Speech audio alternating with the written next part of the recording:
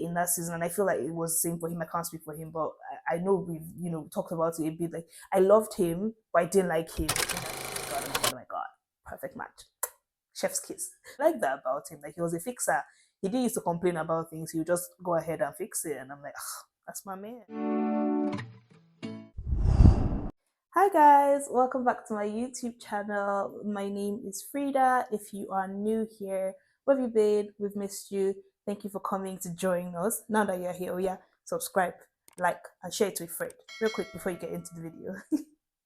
And if you are a returning viewer, thank you so much for coming back. I can't believe you watched my previous video, watched some other video of mine, and thought, I want to come back and listen to this girl speak. That's kind of wild to me, but I'm glad, I'm grateful that you're here. Thank you so much for being here. Thank you to everyone who commented or shared or left a message. I got lots of messages actually following the previous post, and I'm just grateful that God was able to speak to somebody through that and give someone the encouragement that they needed in that season. I'm grateful. I'm so grateful to God for that. Actually, that was the highlight for me. It wasn't like the numbers, it wasn't the comments, it wasn't anything. It was just the people who were saying that I really needed this, and I'm just like, look at God being good again, as always. Okay, so if you don't know what I've been doing or what I've started doing, is I have started converting my written blog posts, recent ones. I'm not giving guys old ones, although I think I should do that, like a backlog of the old ones. But anyway, I've started converting my written blog posts into what's called videos for you guys, and this has really saved me a lot. If you're a content creator that creates on different platforms, you might want to look into this, because I think it was like a light bulb moment for me, because then it saves me like the anxiety and the stress of like thinking, oh my god, what do I do for this one, what do I do for that one? And with me, when I start to have like too much on my plate, sometimes I tend to like reverse back as in Nigeria, and just like drop everything and not do anything, and I'm less productive when there's a lot more pressure on me sometimes. But yeah, this has really helped me a lot, and today I'm trying to do it a different way. I'm going to try to do it a different way. So last week what I did was I read verbatim what was written on the blog, and I gave a bit more context based on, okay, we're gisting now. But this week I'm trying to make it a bit more gistier, just because the topic is a bit different than last week's own, and so you'd see actually how it might be better to do it this way this week. But basically, I just want to give you the gist about gist. Okay, so let's get into the video. I hope that you enjoy it, and thank you for coming. Don't forget to subscribe, don't forget to like, don't forget to comment.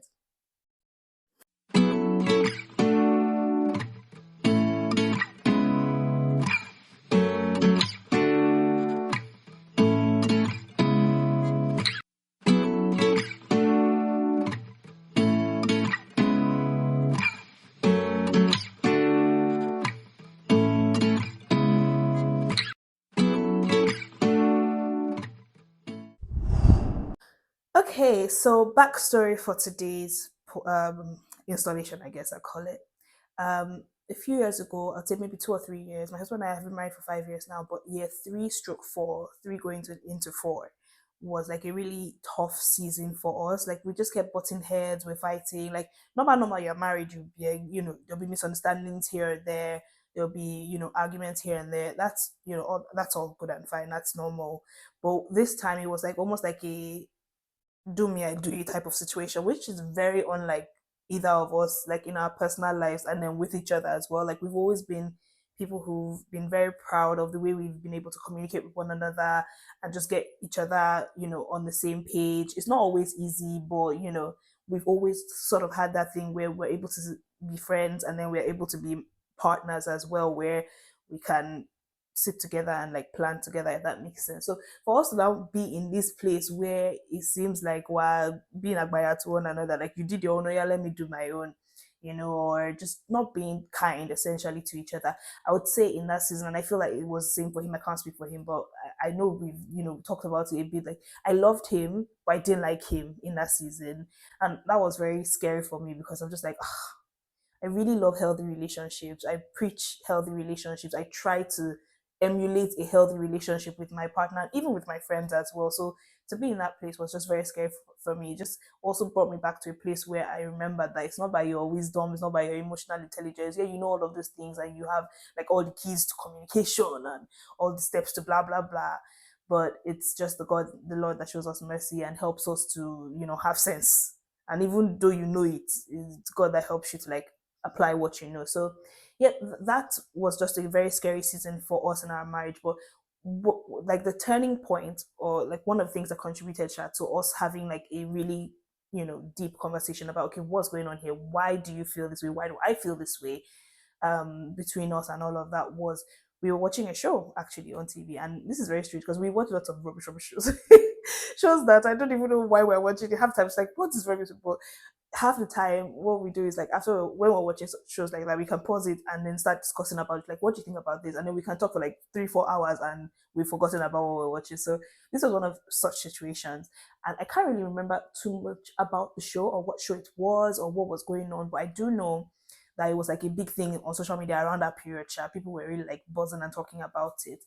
And um I can't remember what the show or anything really about the show was, but I remember the reason why I'm able to say any of this is because I wrote this blog post like 3 years ago.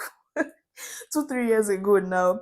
So I remember the scenario and circumstances, but I don't remember too much about the details. So I'm sorry, I can't really like direct it to the show, but I can give story. I will give you the gist. But yeah, basically what happened was, this couple, I can't remember if they're married or not, but they were a couple, the guy and the girl, and he had bought her a gift, something that was really expensive. And I know that it's expensive because I think they have name and surname. So I'll give you an example. When you want to know something is very expensive, it do usually have name and surname. Take for example, Ted Baker. I think that's an expensive brand. Michael Kors. Even with currencies, you see naira, there's not much going there. You already know that naira, there's not much going there. But you now start hearing things like pound sterling, it has name and surname. US dollar, name, middle name, and surname. So you know that honestly that's a lot of money. But basically, the the comment section was on and on about how, oh my god, this is so expensive. Because I had read the comments.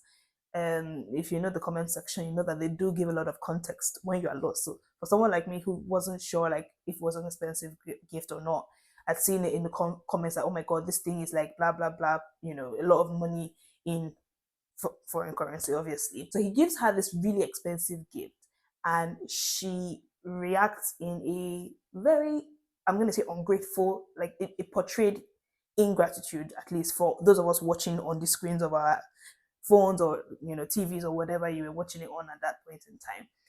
She looked very ungrateful, and she was like thanks or whatever. Like the thank you was not, when somebody gives you Genke, you're supposed to be like, oh my god, thank you so much. I'd be crying or whatever, but she was just like, oh, thank you. And then like he obviously tried to understand why, he knows his partner, he knows that there's a better thank you than that from her as well. But she was like, okay, but I've been telling you that I want this other brand for like the longest time. And based on the comment section again, thank you to all the comment warriors that helped the rest of us to understand these things. It was obvious that the brand that she wanted was obviously cheaper or less expensive than what he actually bought. But in that moment, as soon as I watched that, I got it. Now, the old me would have judged her because I'm like, somebody gives you something, you say thank you regardless. That's how I was raised. I don't even have to like it. I just say thank you to you. But like me, in the situation I was in my marriage with my husband in that point in time, pointed to me, or it was just like a light bulb moment. I got it instantly. I immediately got where she was coming from with the ingratitude.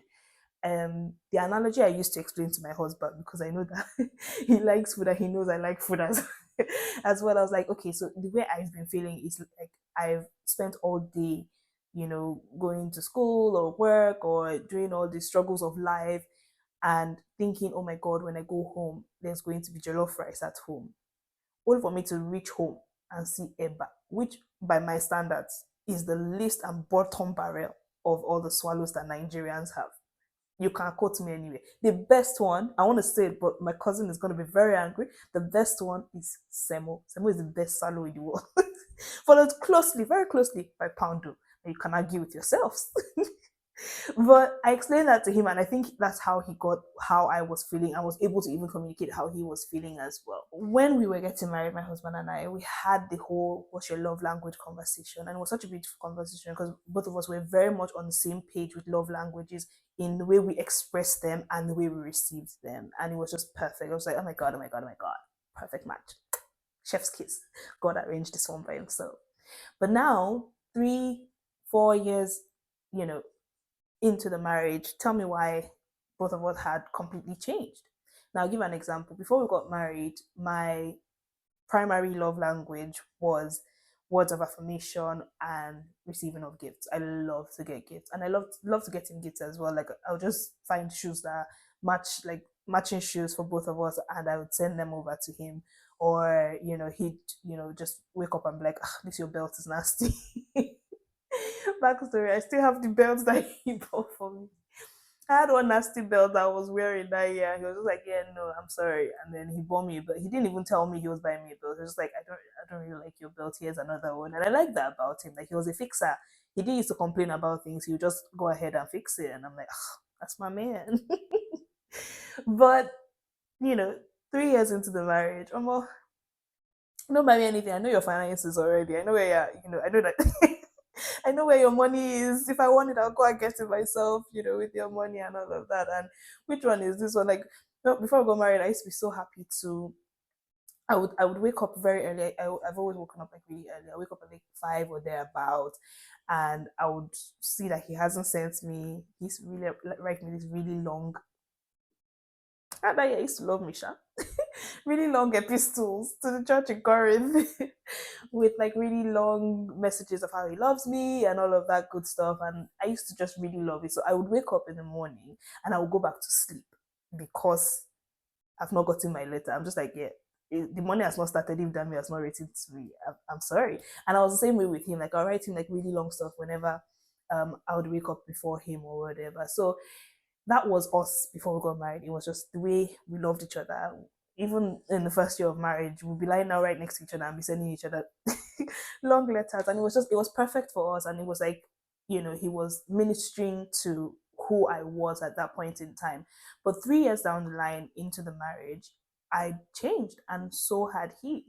So I'm just like, why are you sending me long long, so I don't have the time to read it. That's the first problem. There's no time. There's no time to read it. I'm tired, and there's plates in the sink. Why don't you go wash the plates in the sink as opposed to writing me this long something you're writing to me? So a lot of about us had changed, in that sense. So I got it. I got where the girl was coming from when she said, "I've been telling you that I wanted this thing for the longest time, but you keep giving me the one you think I would like or you like on me." And it just spoke volumes to me. My husband I had to sit down and be like, okay, you know, how do we fix us? Because this is not sustainable. I don't want to be 50 years in marriage. Sorry, I'm looking down. I've got my tablet here.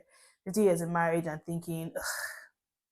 But one of the paragraphs I want to read from the blog post, it says, learning and loving your partner in the way they desire to be loved is a level that most relationships don't bother to consider, but it's a very important level to reach. And yeah, it's not just loving somebody. There's a thing about loving somebody. So I love you, and then there's a thing about loving them the way that they want to be loved, and that communicates an extra value, an added value that you obviously have for them in loving them, the way they want to be loved. And again, I'll give the analogy of Eba. I'm not one to come home and be excited about Eba. It depends, right? It depends. But like Eba is not my favorite swallow. But if you give me poundo, for example, knowing fully well that I've asked for poundo, if I'm coming home, if I've left the house saying I want to eat poundo when I come home and I get home to poundo, I'll be happier.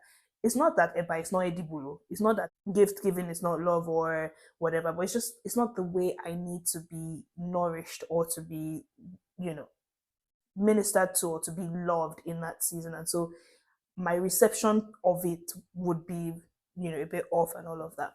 I did come up with a few questions that now what we do is like we try to ask it like a few times a month or within the year, just try to see and check where we are. And I think that's very important for relationships to kind of people in relationships to circle back and speak one to another and just be like, hey, where are we at now? Where's your head at? How are you feeling? Sometimes, especially when you get married, there's a tendency to forget the person that you were chasing. It goes from like actively chasing in the dating phase, you're putting your best foot forward. He, before we got married, never seen me, looking unkept, for example. You know how you're at home, like you wear one wear one robe, wear one hair, just be looking waffy or whatever around the house. You never see me that way. And now we're married and it's just like letting yourself go, whatever. No, you don't bath because you're home, or you don't brush, or you just move around the house like, you know, messy, your regular messy selves. It's important to continue to put your best foot forward when you're in a relationship. So I've written 5 questions that we tend to ask one another every now and again, and they're very simple questions. Actually, it's not anything difficult really. It's just taking out time to actually do it, and do the steps in building and making your relationships better. So the first question is, do you feel loved? And it's not, am I loving you? It's, do you feel loved? Because it's about, how are you receiving the love that I'm giving to you, right? The second question is, how would you like me to love you? So how can I love you better? Like, what's something you want from me, like, to be doing, even if it's around the house? Like, my husband has, like, there's a shelf in our house that he, whenever he comes home and he sees it like messy, if I've put things on it, he just doesn't like it. It just turns him off. And it's not a big deal for me to clean it up. Do you get? It's not even, it's not hard for me to clean it up. And because I know that he doesn't like to come home to a messy shelf, I tend to always clean it up before he comes home. And that's just, how would you like me to love you? It's not even, sometimes it's not like, sometimes we think it's like in the big things, like, oh, buy me a car, I want a house, I want to travel to blah, blah, blah. You have to, take me out for dinner. Sometimes it's just in tiny things of like, help me pick out my clothes for work, and help me iron my clothes, or help me clean my shoes, before work, and all of that. It's really not that, what can I do to make you feel loved? And this is a bit more tending to actions, practical things. Don't just tell me, just be talking to me more. Okay, about what? Is there any topic like you want me to talk to you about? Like my husband at that point used to be, he used to, I feel like I'm giving off too much. Am I oversharing? But he used to feel like I don't tend to talk about like work type of things or goals type of things with him, because I feel like, okay, we've already set the goal, we're moving towards it, let's just keep moving towards it. But he likes like updates, telling him, maybe I made this, application today, or I did this in as a step forward towards, what we're looking for. So those kind of things, like, what actually would you like me to do? You want me to be sweeping the house every day? Is that something that will make you happier? Do you want me to be cooking XYZ every day? Do you want me to be helping with, not helping, but like taking care of the child every day? Those kind of things. What's something I do that makes you happy? And this is important, because then you know that if I'm doing X to make him happy, then I want to be doing X a lot, a lot of time to make that person happy. What should I, or what's something I could do to make you happy? So I might not be doing it right now, but you might want me to be doing, something. And with all of these, like, the important thing is actually listen. One of the things that was happening with us was, I tended to be very defensive, because again, I'm a relationship guru. I know what I'm doing in this in this relationship thing. But then I had to like sit myself down and be like, you don't know everything, no, my dear. It's just God that's showing all of us mercy. Um, so you have to actually sit down and put your ego aside, and just listen to what your partner is saying, listen and learn to what your partner has to say. I hope I'm not forgetting anything too pertinent to the gist of the blog post. Obviously, this is going to be a lot longer than if you were reading the blog post, and you can, like I said last week, do both. You do you. You don't have to pick one or the other.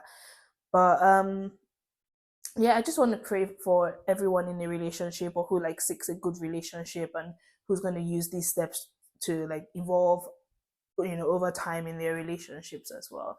I pray that God gives you peace in your relationship. God gives you a partner who is willing to do the work with you, because it's one thing to have a partner, and then it's another thing to have one that doesn't even, want to do the work with you. If you've, I can imagine what it would be like, it would have been like, if I had to like complain to my husband and say, I'm not happy. This thing we're doing, we're not happy. Why are we, why are we in this place in our marriage at this point in our marriage? And he was just like, me, I'm happy, or, didn't care. So I pray that God gives you a partner who is willing to do the work with you. And if you have one who is not willing to do the work with you, I pray that the Lord changes their heart. The Bible says that He has the heart of kings in His hands, and He's able to turn it whichever way. So I just pray that He gives you and your the peace and the joy and the level-headedness, and just to be on the same page. So important to be on the same page with one another. And I pray that whoever's going through like relationship troubles or marriage troubles, or just in some place in your life where you're not happy or settled or secure, I pray that God gives you the strength to go through that. I pray that He gives you the wisdom to go through that as well. I just pray that everything aligns in your favor according to His will for you, in Jesus' mighty name. Amen. Don't forget to like, share, subscribe, and all that good stuff. And also, I'd love to know, do you prefer it this way, where it's a bit more conversational, stroke gisty, or you prefer me to read it the way it is in the blog post? I'm hoping also to bring back vlogs as well. So let's see how that goes. Just because the problem is that I'm always in my house. I don't, I don't really do much anyway. So but yeah, thank you so much for liking and coming to watch it, and for subscribing. This is me speaking in faith. Don't let my faith be cut short. And don't forget to share with your friends. Bye.